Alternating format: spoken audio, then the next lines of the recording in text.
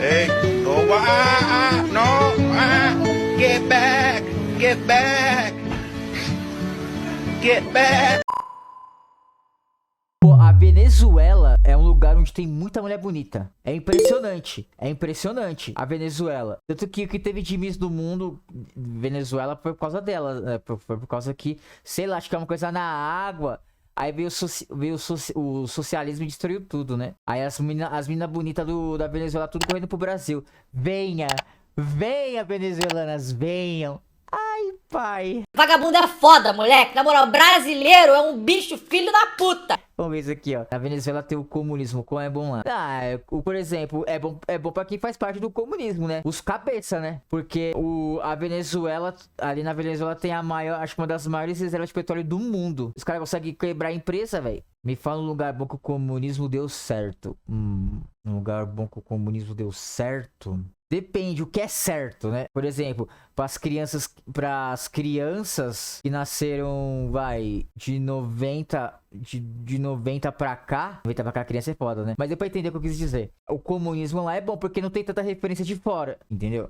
Tipo, Coreia do Norte. Pra Coreia do Norte os caras é bom, entendeu? Mas bom até a página 2, né? Não é bom assim, entendeu? O comunismo só é bom pra quem faz parte dos cabeça. Porque aí você consegue, beneficiado pelo capitalismo, que não é o melhor regime político e financeiro, mas é o melhor que a gente tem hoje, né? Infelizmente. Foi graças ao capitalismo que acabou a escravidão, né? Enfim, vamos ver isso aqui, ó. Venezuela, um país impossível de viver. Você abasteceu seu tanque de gasolina nos últimos anos, alguns centavos de cada dólar gasto escorriam para um país que muitos não conseguem sequer achar no mapa: a Venezuela. Falei, a Venezuela tem muito petróleo, muito, muito. A Venezuela influenciou quase todos os aspectos das nossas vidas nas últimas décadas, Sim. Devido às suas grandes reservas de petróleo. Desde o asfalto usado nas suas ruas, a borracha, os plásticos, sapatos, smartphones, móveis e muitas outras coisas, o petróleo venezuelano sempre esteve de alguma forma envolvido no nosso dia a dia. Mano, era pra Venezuela ser pica. Mas depois que o Lula venceu as eleições e foi lá no dia 2, mano, eu nunca mais vou esquecer isso, quer ver, ó? Só pra ficar contextualizado. Qual foi o dia que o Lula foi soltar Hugo Chávez?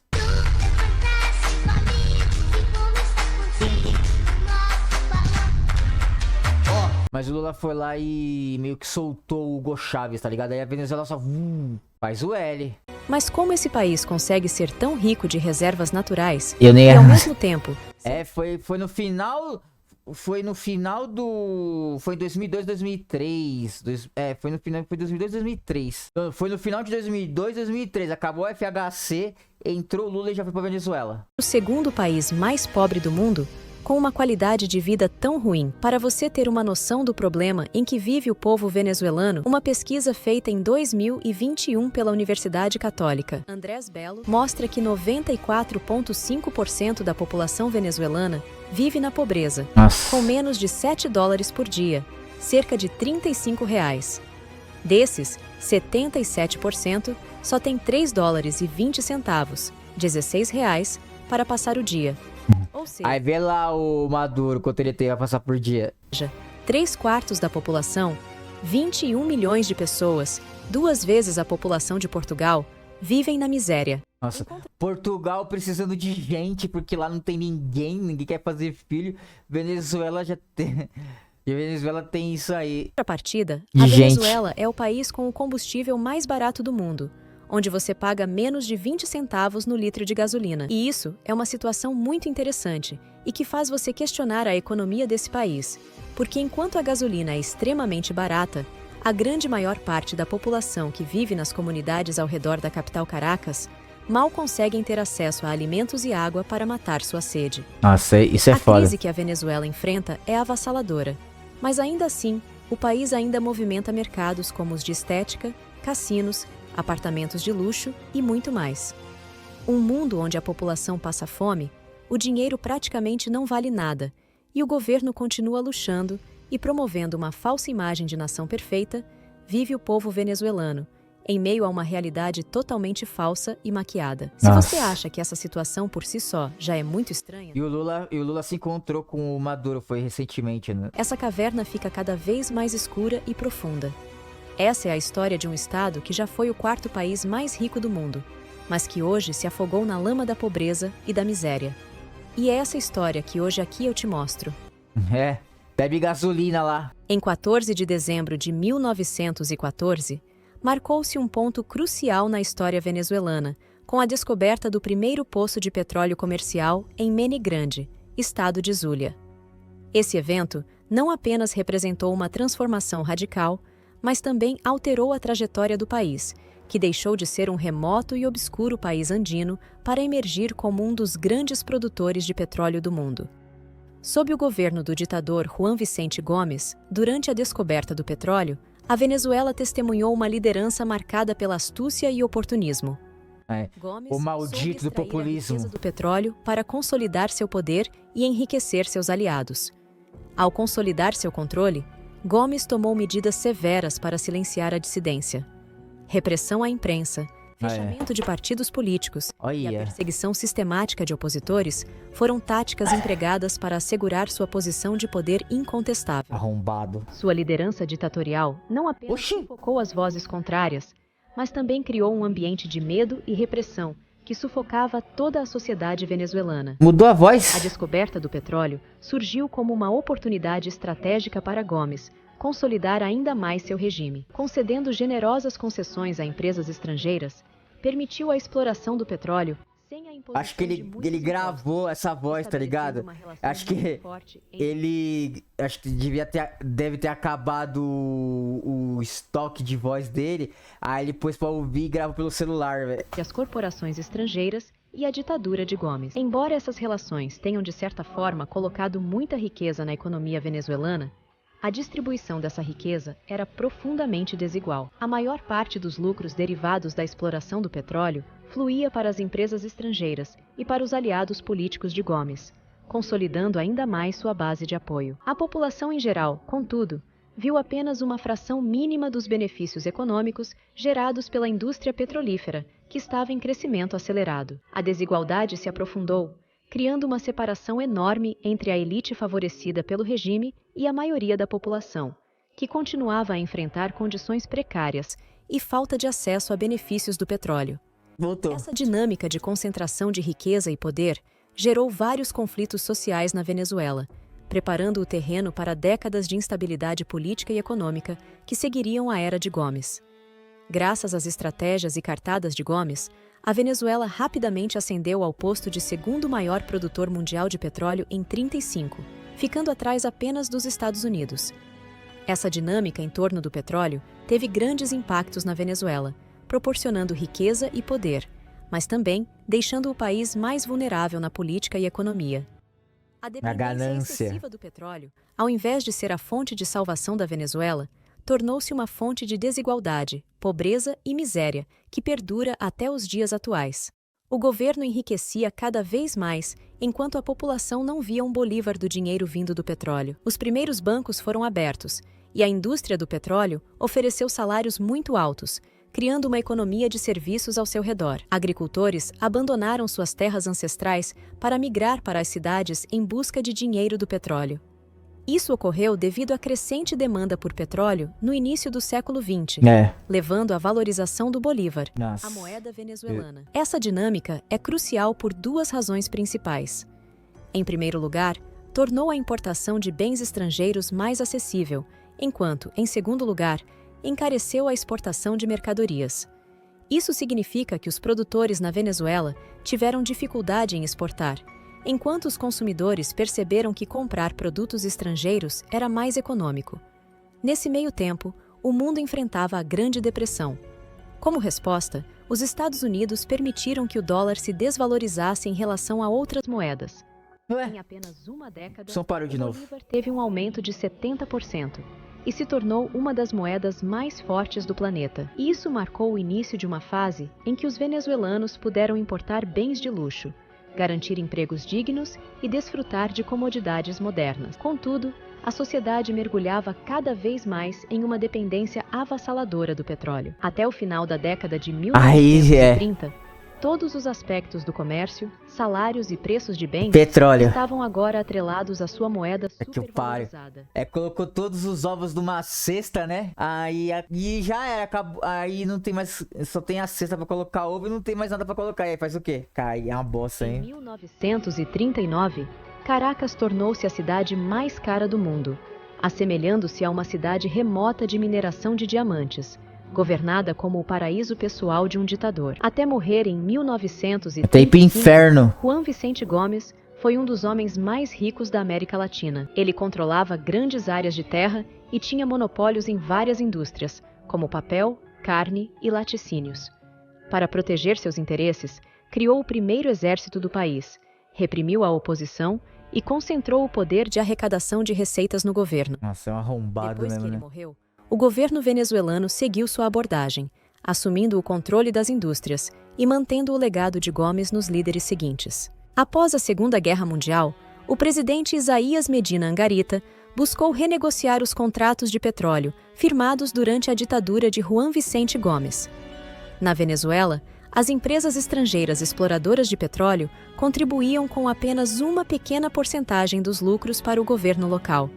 Em resposta a essa situação, em 1943, Medina Angarita promulgou a Lei do Petróleo. Estatizou o negócio já introduzindo estatizado. o princípio 50-50. Essa medida visava dividir igualmente os lucros da exploração do petróleo entre o governo venezuelano e as empresas estrangeiras. Entretanto, surgiram desafios quando Juan Pablo Pérez Alfonso, ministro do Petróleo, observou que o princípio 50-50 tornava o petróleo venezuelano menos competitivo em relação ao Oriente Médio. Nesse cenário, em 1947, uma delegação venezuelana liderada por Pérez Alfonso apresentou o princípio a países do Oriente Médio, inspirando-os a adotar leis semelhantes e, assim, tornar o petróleo venezuelano mais atrativo globalmente. Os caras vão fazer negócio. Os impactos da Segunda Guerra Mundial Até parece que baixaram, não. notáveis, com a geopolítica no Oriente Médio afetando o país como um fornecedor crucial de petróleo.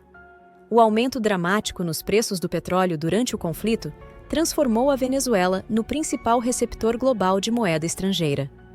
Esse influxo financeiro permitiu ao governo venezuelano financiar projetos de infraestrutura e programas sociais, embora tenha havido desafios em atender plenamente às demandas sociais. Nunca é 100%, O governo, né? em resposta à pressão pública, subsidiou os preços do gás com o excedente de receitas do petróleo. Oh, meu Deus do céu. Caraca, os caras subsidiaram uma merda. Ah, vai deixar de recolher, beleza, tal. Aí vai pagando e fala assim, ó, chegou a conta, quem vai pagar? Do que a diferença. Aqui vai pagar vai ser sempre o governo, aí vai ficar nessa bola de neve. No entanto, essa medida revelou-se insuficiente, gerando pedidos por mais investimentos em setores como educação, saúde e habitação. Paralelamente, uma facção militar surgiu buscando maior participação nas receitas do petróleo, resultando na remoção de Medina Angarita do poder em 1948 e a instalação de uma junta militar. Era óbvio.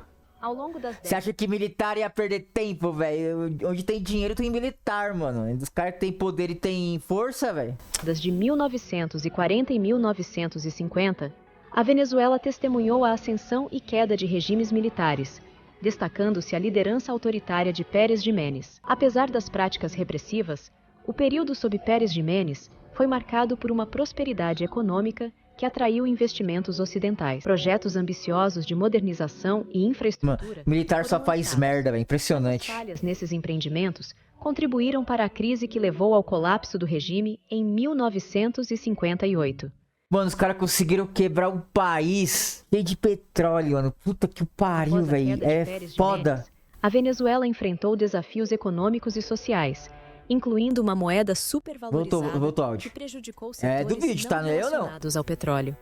As estatais, expandidas durante o regime anterior, tornaram-se ineficientes, e a sociedade enfrentou questões como pobreza Estatal ineficiente, e desigualdade. sério? Porra. A produtividade era baixa, mas os salários eram cada vez mais altos, pois o preço internacional do petróleo ditava as condições econômicas. O sucesso nos negócios dependia da sorte, com prosperidade durante altos preços do petróleo.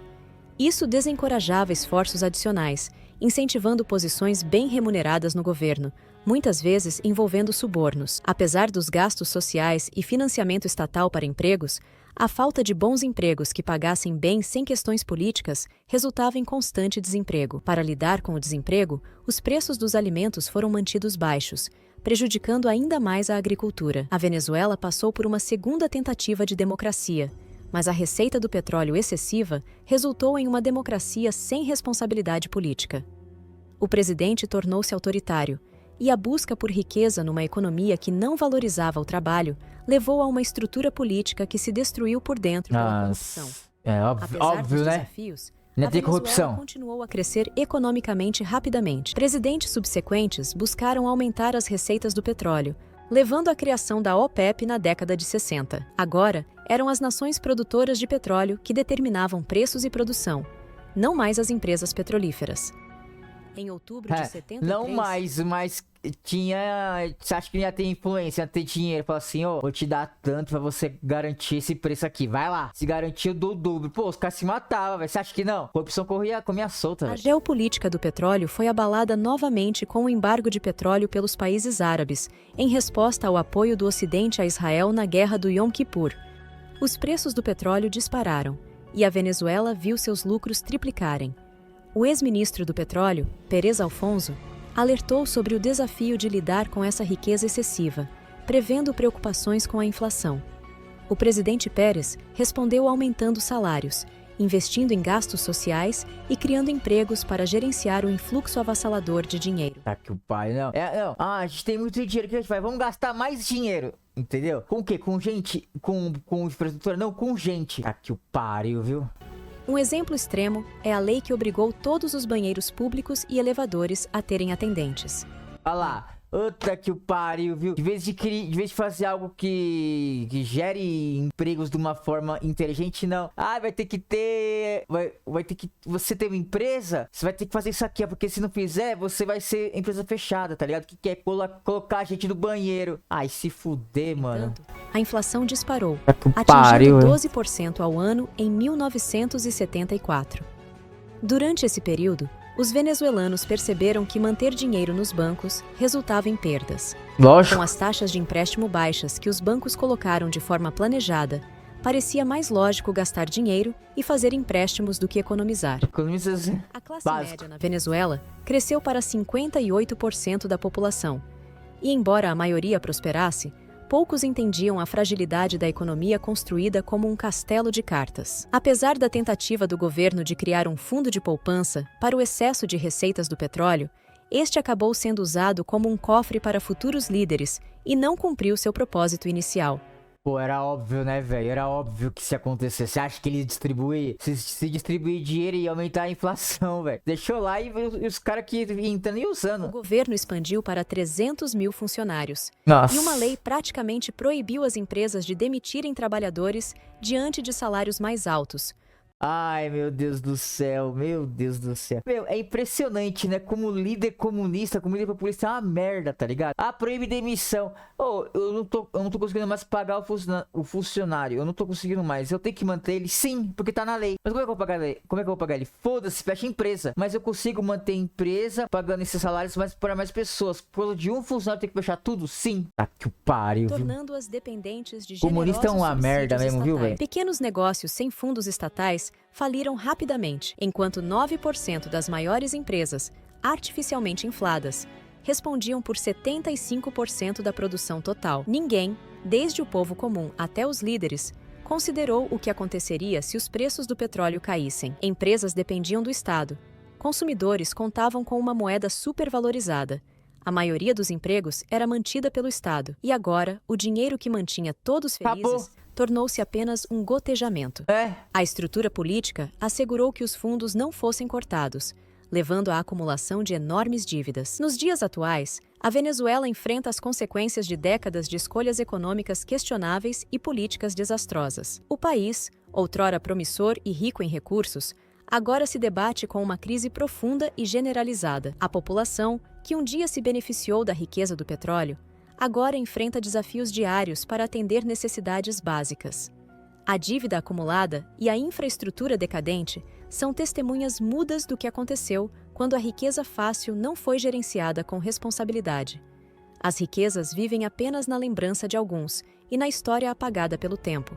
E o sonho de prosperidade do país parece ser apenas mais um conto para fugir da triste realidade que assola a nação. Ai, que vídeo triste, mano. Puta que o pariu, velho. Que vídeo triste, mano. Olha o cara que mora em Roraima. Essa reportagem é verdade. Essa reportagem aqui em Roraima. Todo dia, quase 1.000 venezuelanos. Entra quase 1.000 venezuelanos. Roraima tá muito ruim por causa da migração Venezuela. Meu, mas se eu fosse da Venezuela, mano, eu ia pro Brasil fácil, velho. Você tá maluco, mano. Aí, tá vendo? Faz o L aí, Venezuela.